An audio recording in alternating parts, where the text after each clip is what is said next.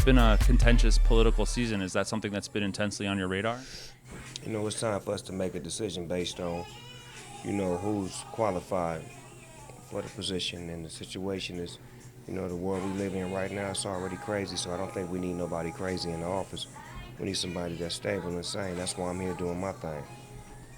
Are there any issues that you feel like are most important to you and your family?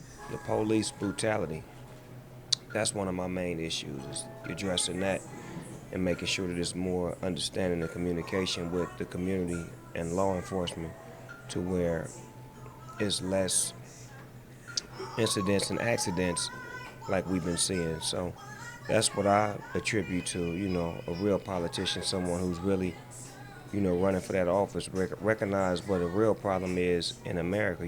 Terrorism and all of that is a big problem as well. But when you watch the, police brutality, that's just as bad as terrorism, especially if you're a black man. If you look at the Watts riots, if you look at the 92 riots, I think 2016 and 2015, 2014 are years that are also, we've got the same kind of bubbling up. Why do you think that this issue will not go away in America? Because you have people who love each other, and when they love each other, they want to be treated equally. So you have people who are not just black people standing up for the rights of black people, but people in general, because they're affected because they deal with them. Like, my kids grew up with people, so they don't know the difference between black, white, Hispanic, Asian. They just know people.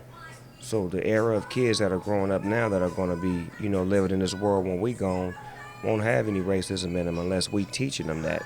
So what I suggest is just let people, live the way they want to live free, and find somebody who can best represent us for the world that we're trying to create for the future. If there was one thing that you would say was necessary for a world in the future that you wanted your children to be a part of, what would that thing be? When I first started as a young rapper, I was violent. I was on a record label that represented violence, and I was in a violent time, and I came through the era of the 92 riots to now in 2016, where I'm able to sit down and talk with chief of police and mayors and, different law enforcement around the whole globe to try to get some understanding and clarification when I had none as a youngster. So growth, change, and, willing to want to learn and to better yourself, that's what it's all about.